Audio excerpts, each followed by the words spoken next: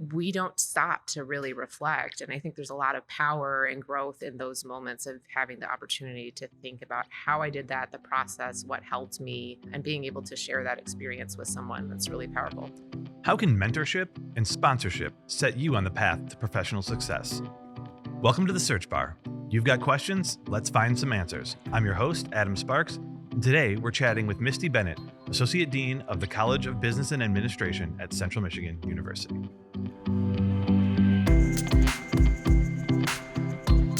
Thanks for coming in, Misty. I'm excited to talk to you today about mentorship, and more specifically, mentorship in the workplace.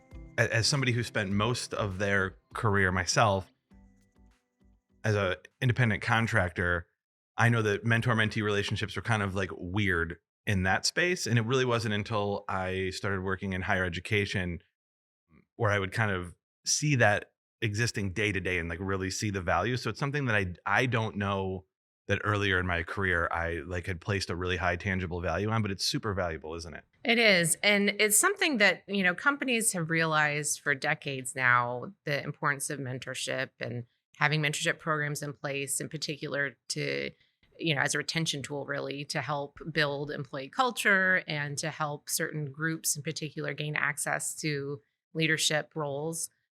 But it's something that I think even more now in a post-pandemic world where we're realizing the value of connections. And many people reach a point in their career where, we think sometimes of mentorship as that starting point. Well, I need a mentor to get ahead. I need a mentor to get moving. But the reality is we can all benefit from mentorships in a variety of ways. And so, what I see mentorship right now being most helpful for is those folks who are in mid stages of their career, kind of in this, I don't really know what's the next move for me. Right. And you reach a point where in a lot of companies, there are only so many positions at that next level, and there's a lot of competition for it. And so, that's when we start to, from an organizational perspective, we worry about losing top talent because they're fighting for these, small number of slots. So for companies, it becomes a really important retention tool because then they're able to go in and say, we know we've identified these people as high performers. We know they're valuable. And we're going to match them through this mentorship program with leaders, sometimes in entirely different units and departments. Mhm. And it gives the employee an opportunity to try projects, to make connections, to make relationships with people in different levels of the company. And that can be really valuable in giving them something that they're feeling like they're continuing to grow their skill set as they're making those transitions through their career. What you just described a little bit, I think, is kind of like a formalized mentorship program where an Yes. organization is making sure that there's time or priority carved out for these relationships to exist. Is that something that you're seeing more of, and is that an effective way to get a mentor, if so, or if not, what are the other ways to do it? Yeah, it's a great question. And it's a yes, and, Mhm. companies are doing it right now, I think a lot more intentionally than they were before, in part because we have more hybrid workers. And so there's a fear if I don't see this person in the office all the time, and then I can't tend to their development as well, right? I don't get to see their performance. I don't get to have those conversations with them. So I think that in part that's driving that formalized mentorship program. But I do think that there's also growing space for people to seek their own mentors. And I think that's something that's really important for all of us to think about. And I think sometimes that we think about mentorship when we go in, assuming that we have to find someone who's able to coach me in my specific role. Right. And that's not always the case. And sometimes it's more powerful to find someone who has a complementary skill set in a different area that you want to grow into. And there's also safety in being able to seek someone outside of your department or unit that you can have more critical conversations with about here are challenges that I'm facing. Here's a people issue that I'm dealing with. Here's a political issue I'm dealing with. How would you navigate this? And you have that safety that you wouldn't have otherwise trying to deal with your own personal and political dynamics on your own team. Yeah, and then there's different ways that you might get those mentorships, or there might be different motivations to be in that mentor-mentee relationship, right? Sometimes mentorship happens to you, don't realize you're in a relationship with that, right? Like Absolutely. there's these organic means where like we might end up in a mentor-mentee relationship because we just found a common ground, and then and that common ground might be more friendly, and then the next thing you know, you're kind of off to the races on something that either lasts a really long time or just ends up having a professional benefit Do you find that people are proactively finding mentorship as part of a plan, or is it something that is happening like pretty organically in the workplace? Again, assuming that they're not in formalized programs. Yeah, it's a great question. And actually, I'll use this as an opportunity to bring in something that I think is important to talk about in this area. I think it's organic for some, but not for Mhm. all. And so, depending on the demographics of the institution that you're at, the discipline that you're in, that means that some people might have easier access to mentors than others because of exactly some of the same ways that you say, mentorship can happen very organically. Usually, it's because of a shared characteristic we might have. We went to the same school. Mhm. Well, if we went to the same school, we might have similar racial backgrounds, Mhm. right? Or other demographic profiles. And so part of what's important for companies is to be intentional about providing opportunities to everyone. And so that's one of the benefits of a formalized mentorship program, because otherwise, people who, are otherwise marginalized are going to have a harder time accessing those mentors. And then from the mentee's perspective, one of the things that I think is really important to think about is being intentional in a place where otherwise we do kind of take mentorship for granted. It's this Mhm. natural thing that will just happen to me. What if it doesn't? Right. What if you get into a company and you're thinking, gosh, this is going to be great. And I've got all these goals. And then nobody kind of scoops you under their wing. And there's not this succession planning that happens. And there's no formalized mentorship and no coaching. And then you're in this place of, gosh, I'm the one who's going to have to drive this. And so I talk a lot to folks about being confident in your own what are your needs that you're trying to accomplish? What are the goals and objectives you want to get out of that mentoring relationship? Because at the end of the day, it's your career, and you're going to get out of it what you want to get out of it. And when you're asking a mentor to put in the time to mentor you, that's something that you want to make the most effective use of that time. And so the more time that you spent planning and thinking about your own, what are my goals that I want to get out of this? Is it advancing to the next stage in my career? Is it having a sounding board that I can test ideas off of? Is it just growing my network, right?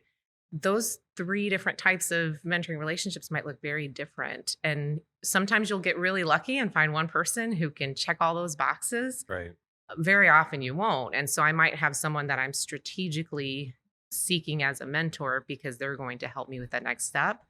And I might have to also build my network with other people. It can be at times, I think, overwhelming to get into and feel like, oh, I had this is all on me, right? And now I have to do this and I have to figure out mentorship. And so I think sometimes it's finding what's that one biggest priority for you that you have now. Start small, pick someone who you feel like is approachable, get practice at it before you make that big ask to someone that you think might really be that big step in your career. They might not even be somebody who's that far ahead of you or that much older than you or something like that in your career either, right? I think that Right. might be a bit of a misconception. You can have kind of even a cooperative mentorship relationship, right? Absolutely. I think that's a great point. I've actually had people ask me to mentor them who were older than me. Mhm. I don't think that the traditional limitations of what that looks like in terms of supervisor subordinate relationships, those lines fade away when you're talking about mentorship. And Mhm. so, but one of the things that I think is really important about from the mentee's perspective, to your point about seeking out that mentor and what that looks like, is that almost always we know they're going to be busy. Everybody's busy right Mhm. now, right? So you want to be sensitive to their time. But most people will say yes when you appeal to, I respect you, I admire you as a colleague, I value you for XYZ. Can you tell me a little bit about yourself? People love to talk about Mhm. themselves. Right? So, those are very comfortable waters to be in at first when you're starting a mentoring relationship. So get them to talk about their career, what was helpful to them, what were obstacles for them, how did they overcome them, what are professional development opportunities they sought out that were helpful. And so making those kinds of connections are usually very easy for mentors to want to say yes to. So I think one of the things that we assume about mentorship is that I have to seek someone that is in that next stage of their career. And so not only am I looking for someone with complementary skill sets, but there might be opportunities to actually learn from someone else's mistakes. Mhm. And so I think sometimes it's helpful to watch those or who are in those next positions and to watch the way that they make decisions and have questions about them about, hey, what led you to do this? Why did you take this approach? And sometimes there's a lot that you can learn from that as well. And that could be an example of like one of those relationships that may be like a little shorter term too, Sure. right? Again, I want to be emphatic that when we talk about mentorship, I think we think of these big relationships, and sometimes someone's your mentor for 3 months or 6 months or for 2 weeks, right? Like it's like these things can be shorter, right? They might serve much more particular purposes, and then you move on. That's okay as well. And mentorship, I think that at the end of the day, it's also something that you get to experiment with because of that. Because there can sometimes be short relationships. You get to practice what those relationships look like, and they can change and they can evolve over time. And I think the other thing that I would advise people on is to not ever make assumptions about Mm. when you're getting ready to approach that person for that conversation of, are you willing to be my mentor? Do you have the time to do so? We sometimes make assumptions that if somebody's in a certain position, let's say they're the vice president of that unit, Mhm. boy, they're too busy to say yes, so I'm not going to approach them. I've had some of my most successful mentorships from someone much higher positions than me because that is like very much embedded in what they do, and they carve time out of their weeks to make sure they're mentoring people at all levels of the organization. And I've been very surprised at that. So that's been a lesson that I personally have learned is don't be afraid. Don't make assumptions, that somebody might not have the time. Make the ask. And I think that it's just helpful to have your own expectations defined and to say, I'd like to meet once a month. Is that something that you're willing to provide? Is that going to work for you? What about the mentor? Like, what's the benefit of all of these things for the mentor, right? How do you take this stuff on? How do you manage it from a time perspective? And then, I don't know, selfishly, what are you getting out of it? Yeah. So it's a great question. You're already very busy and overloaded, and you have people usually that you're managing and supervising. And so mentorship is that additional, that extra add on. I think that it's really powerful to have someone ask you questions when you're immersed in the day to day and the busy and the hectic and doing all of the things. To stop for a second and say, why did I choose this profession? Mhm. What did get me here? What are those milestones or learning lessons along the way? And I think that's really important because people have, like I said, we like to talk about ourselves and take the second to reflect and think on our journey. And so sometimes you can learn and grow along with your mentee as you're having these conversations that you don't otherwise have the time to stop and think about. Right? It sort of forces you to unpack or reflect on how you got somewhere. Absolutely. It's the same thing as I remember taking a psychology class and we were talking about how our brain automates all of these processes that we do every day. So you might not have paid attention to the fact that the light was green when you just went through that intersection, Mhm. but it was, and your brain knew it. And so we're very often on autopilot, and being able to be a mentor and pause and think through, boy, that really was a challenging moment that I worked through. Mhm. That was a big conflict I had to deal with. Boy, how did I navigate the pandemic and leading a team through it? We don't stop to really reflect. And I think there's a lot of power and growth in those moments of having the opportunity to think about how I did that, the process, what helped me, and being able to share that experience with someone that's really powerful. Right. And it's going to help you be a more empathetic leader, I feel like, too, because you kind of recognize where your own struggles were. Even if it worked out really well, you're not in a position where you go, that was real easy for me. I did it. Yeah. You may have, but if you really are able to be introspective about how you got there, you probably had some help yourself. Speaking of those mentor mentee relationships, and B, there was probably some figuring out, even if it was fairly successful, right? So if somebody is coming to you and they're asking about said situation, if it's navigating your team through the pandemic, if you come out of it good, the team's doing well, the productivity is up, you kind of go, yeah, I did that really good. The pandemic's kind of an extreme example because I don't think anybody didn't feel a little stressed out, but it might, 2, 3, 4 years down the road, right? As we kind of approach that, it might be kind of easy to go, yeah, we figured it out. You can figure it out. Like that's probably not the attitude you want to have if you want to be a leader. Mhm. You can have that attitude and be a bad boss.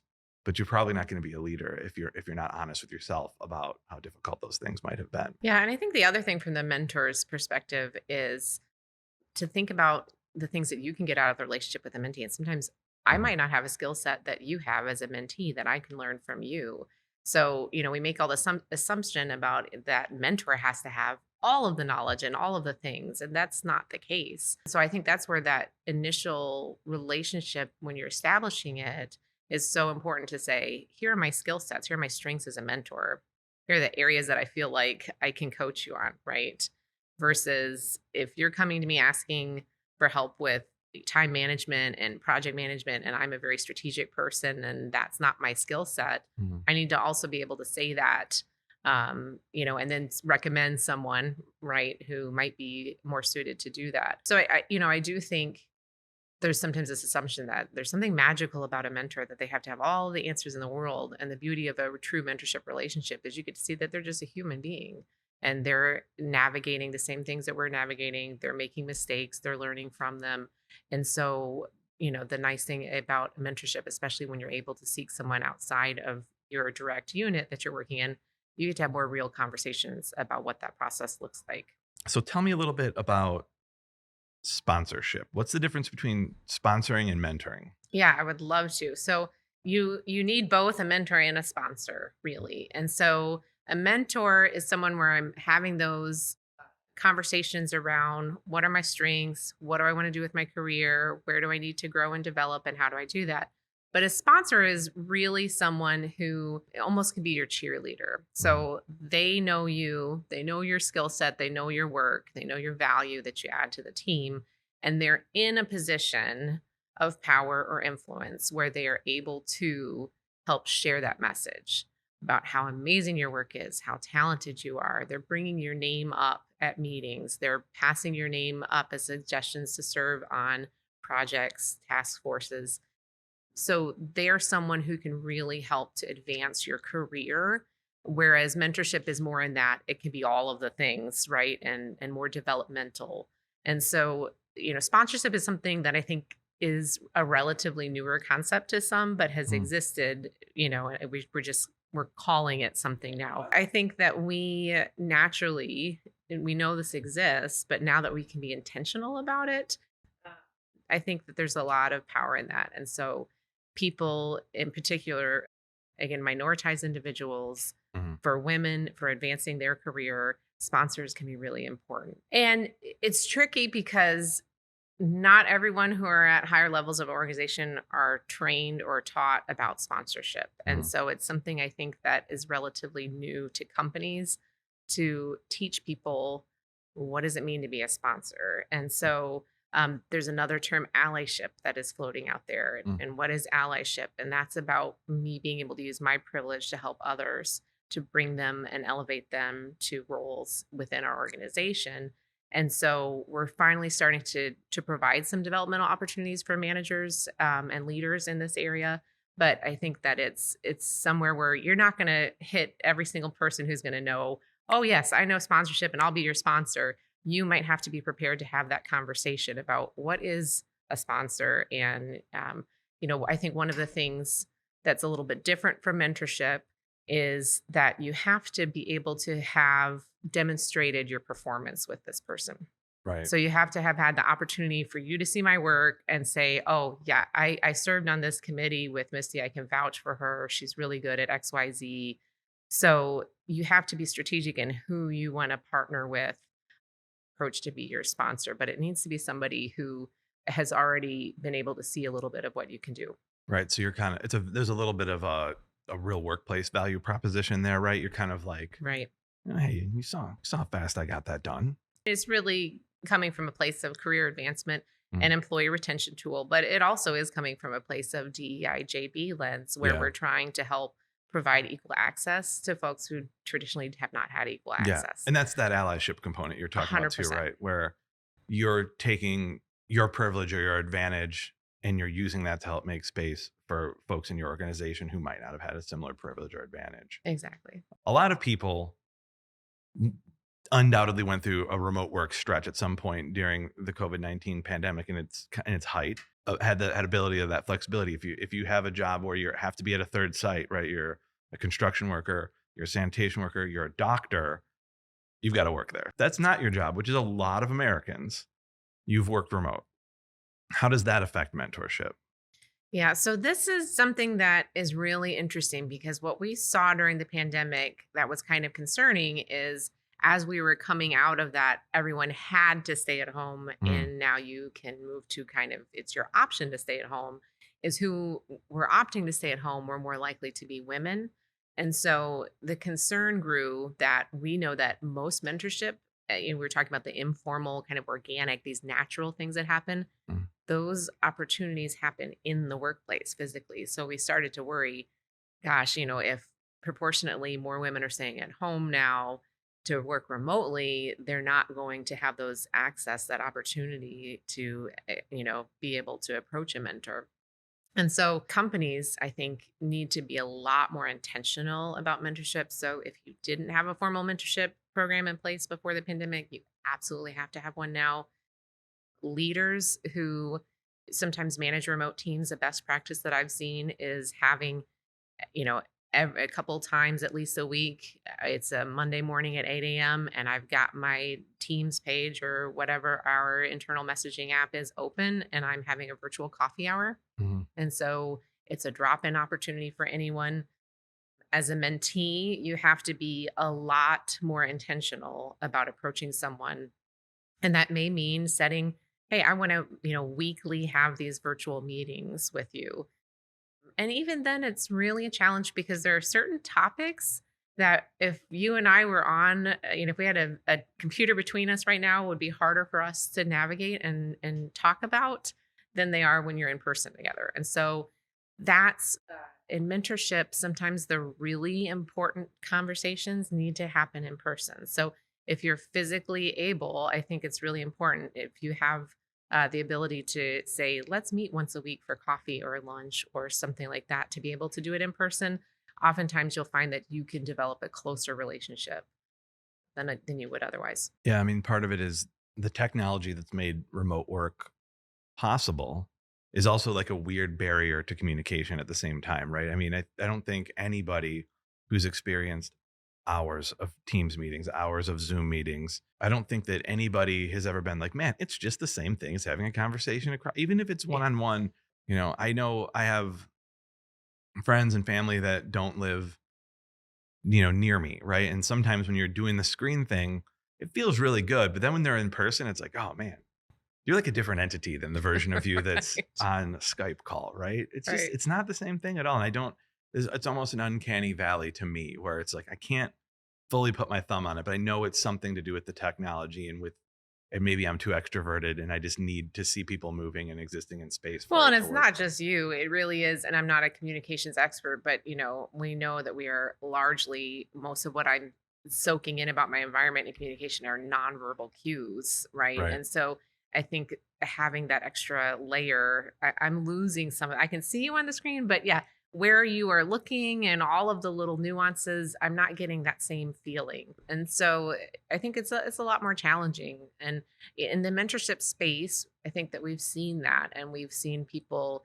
who have joined companies as a new employee for the first time in an entirely remote workforce Right. really struggle with feeling like they're connected to the employee and not understanding the culture of the company. And so really struggling to see, how do I fit into this greater picture of what this company is and our company culture. And so companies, I've seen them do some cool stuff and experiment around how do we have, Zoom parties, right? We might have a karaoke time, we might have a company trivia night. We'll have different things that they're trying to offer to new employees to give them a feel for what that culture is. But I think that it's a lot more challenging than if they had the advantage of being able to have them in person. Right. And back to your point before too about allyship and inclusivity, that's probably just compounded for folks that might have otherwise already felt slightly out of place in a workplace for various identity reasons too, outside of Exactly. their space in the corporate Yeah. or their They were already not at the same place in the starting line, yes. and now it's even more complex. It's harder. If you don't have a mentor, today's your day. So think about that person that you want to seek out. And it has, it can be very simple thinking about what is one goal that I want out of this relationship and who's that person to approach. And I would just encourage people to not be limited in who they approach, and don't be afraid to hear a no every now and then, Mhm. and don't take that personally. People have a lot of demands on them right now. So I think, the more mentors that you have, the better. And it's about building those networks and those connections. And, at the heart of it, connections are everything. You heard it here. Today's your day. Get a mentor if you don't have one, or evaluate whether you have one, you don't know it. Yeah, absolutely. Awesome. Thanks so much, Misty. Thank you. Thanks for stopping by the search bar. Make sure that you like and subscribe so that you never have to search for another episode.